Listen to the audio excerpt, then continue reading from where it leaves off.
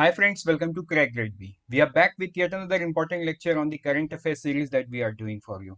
So this lecture we would discuss, the PIB summary for the month of May.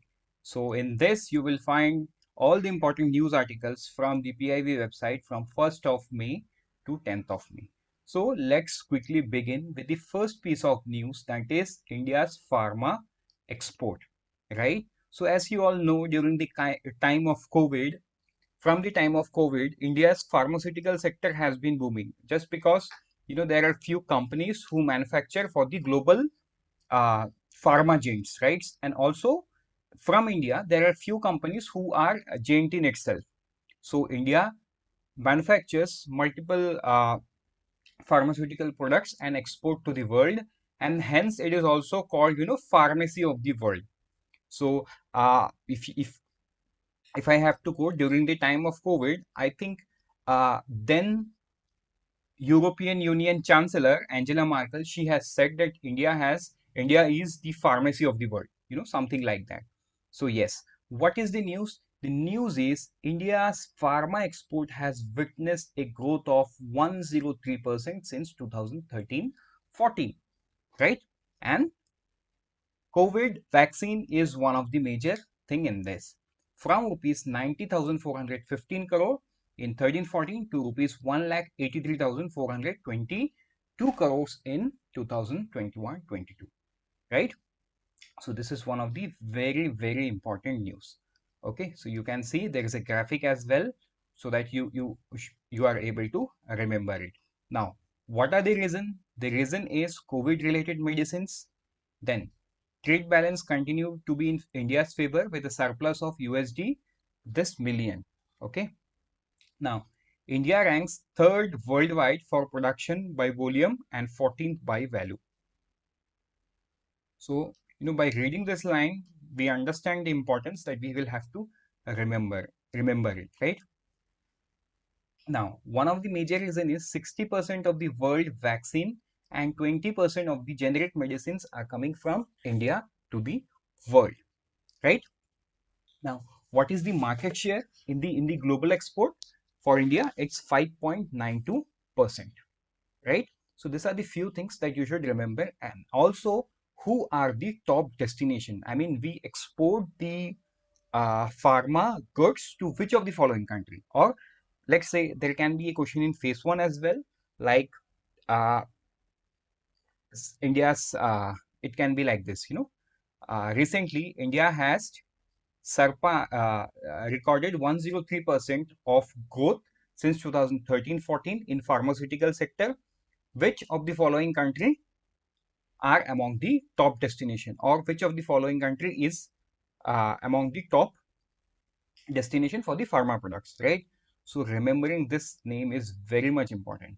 USA, UK, South Africa, Russia, and Nigeria, right? So you see two BRICS countries is there, and one African countries, right? Now, let's move to the next one.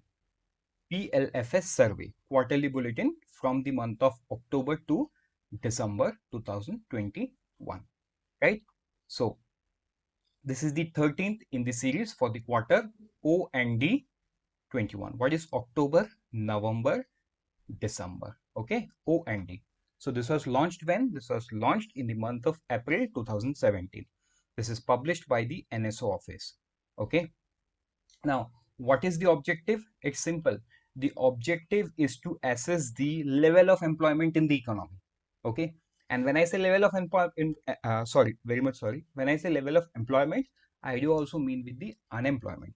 Okay. So the key estimate, the key employment and unemployment indicators, worker population ratio, labor force participation rate, unemployment rate, right? In the short time interval of 3 months for the urban areas only in current weekly status. Okay. So yes, you will have to remember the objective as well, because you will write the descriptive paper as well. Okay. Then let's move to the next one, which says the previous report. So this is for you to read from our own material. So I will point few of the important things. Now, as a part of your ESI syllabus, you know that our current affair material is in comprehensive material.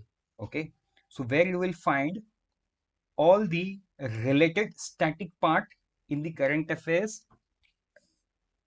document as well inside it, right? So what is labor force participation rate? LFPR is defined as the percentage of person in labor force that is working or seeking or available for work in the population. Look, working मतलब कहीं काम कर रहा है, seeking or available. Okay, seeking means the person who is trying to find the job. Okay, means the person is educated or you know or have some skills that is employable. Okay, so that will be the seeking stage. Available means seeking भी है and is available to work. Let's say um, after graduation. Okay, so there is a student who have just passed the final year of the graduation examination, means that particular person is available for work. Now it is up to him or her whether they want to come to the labor force or they want to go for further studies, right? So current weekly status में उनकी availability को check किया जाता है किसमें, PLFS में, right? Now worker population ratio, you go through it, right? Now let's move to the few highlights. So the unemployment rate for the person of 15 years and above in urban area slipped to 8.7% in OND 21 from 10.3% in the year ago. Okay, means out of 10 there were 10.3, somewhere around 10 to 11 people who were unemployed, whereas in the month of OND 2021 it is just 8.7, somewhere around you can say 9 people out of 100, only 9 people were found unemployed. So this is how you will have to remember the data. Let's take an example. Let's say you don't remember this 8.7. Okay, I do understand these are some of the key data which are very hard to remember. While making video we tell you that you will have to remember, but also we do understand the pain that it is very much, or this even if you remember, it's likely that it will it will strike on your mind while you are writing the examination, because you have read lot and lots of data. Okay, so in that case, looking at this video, approximately 9%, so that is going to work. Even if you say approximately 8 to 8.5%, that is also fine, right? Means it has to be near 8.7 and you are done when you write the word approximately. Okay, even if you don't remember the exact, you will have to use some trick and logic, and that is how you have to pass the examination. Obviously nobody is checking your knowledge. How you put your logic is something that is being tested in the examination, right? Yes, and the logic comes through the knowledge. Then it also shows that unemployment rate among females aged 15 and above, okay, in urban area also declined to 10.5% in OND 21 from 13.1% a year ago. Means OND 2020. Okay, now let's move to the next article. This is something which you should go through it, and that would be enough. Next is Higher Education Commission of India, HECI. So Union Education and Skill Development Minister had an extensive consultation on taking further step for the formulation of Higher Education Commission of India. Okay, HECI. Now, what is HECI and what are its objectives? You can say it will ensure employability, job creation, and global outlook.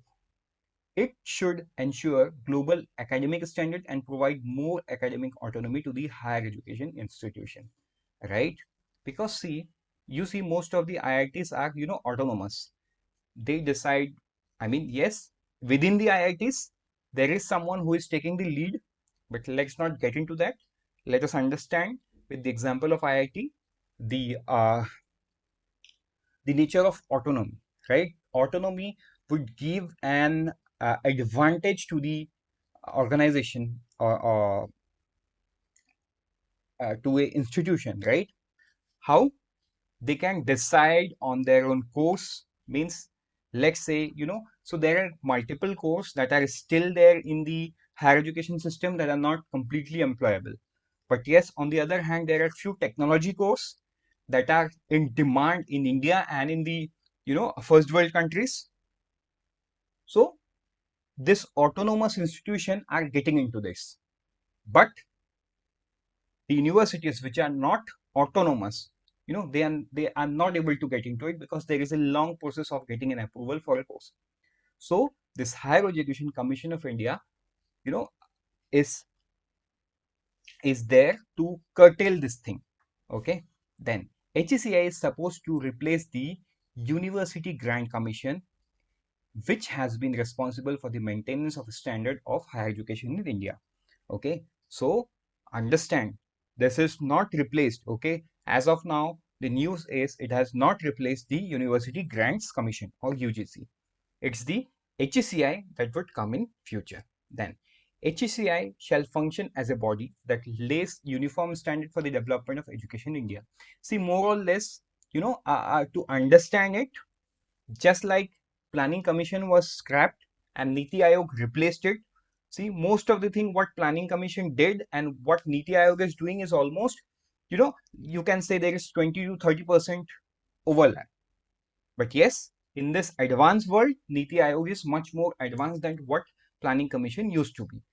Here, when you apply, it would be the same case. University Grant Commission, this has been the style of UGC working is, uh, almost the same from what it used to be uh, um, before 20-30 years, right? But HECI will be the modern body, okay, which will adapt to the changing nature of the academic standard throughout the world. So that's the importance of it. Now, why I told all this story? Again, because you have to write the descriptive paper, okay? So let's now move to the next one, okay? Now, go through this. There would be 14 members composition. Okay. Then PM to visit Germany, right? The Prime Minister has recently visited Germany. Now, why I said recently visited Germany? Because while I'm recording this video, the Germany visit is complete. Okay. And the Prime Minister is in Japan. Then, so nothing as such. You can go through this and that would be enough, right? And you should know that Germany has committed, some amount to India for on the guidelines of COP26, right? You remember?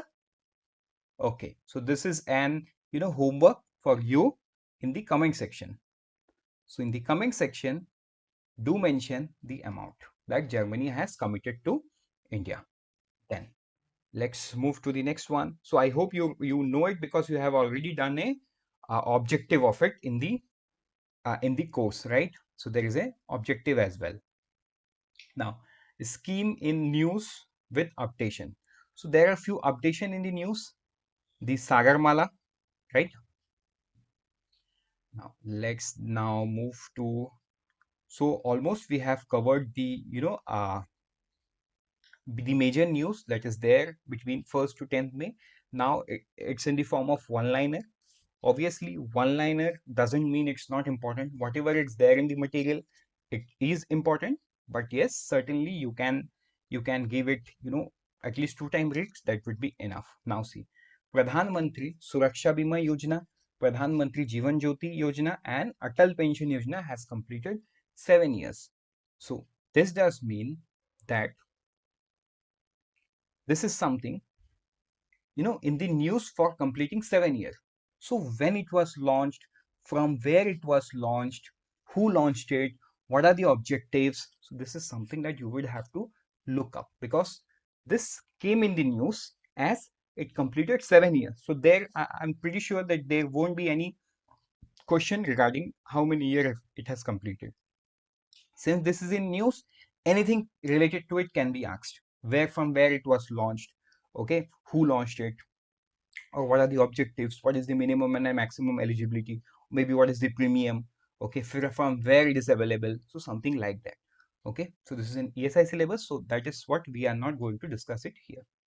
Okay, so then PLI schemes for drones and drone component, obviously you have seen it. So this was launched on 30 September 2021. Now, okay, there are few important news like conference on promoting Kisan drones, issue challenges and way forward. So, just go through it 2 times, my friend, because you never know. When you write descriptive, some of the line would really help you a lot to get, to make your answer look beautiful, right? Now, India UAE Comprehensive Economic Agreement CPEX and into force. So this news you already know it. This was signed on when 18 Feb 2022. So this has been in discussion since December till now, right? So I hope you know every bits and pieces of this news. So with this, yeah, there are a few more news. Okay, so this one, I was finding this one, NABARD, right? So the Union Minister for Home and Corporation, Shri Amit Shah inaugurated the National Intelligence Grid, NABARD. Okay, National Intelligence Grid. The full form is very, very important for your phase one. Now, what is the importance? Its importance is to analyze information taking into account accessibility, affordability, available, accountable, and actionable points. This was launched in the year 2009 with an outlay of 2,800 crores. Right now, what are the features? Go through it, you will understand. Okay. Now, with this, we have come to the end of this lecture. We wish you very good luck from Team Grade B. Happy and thank you, learning. Let's meet in the next lecture.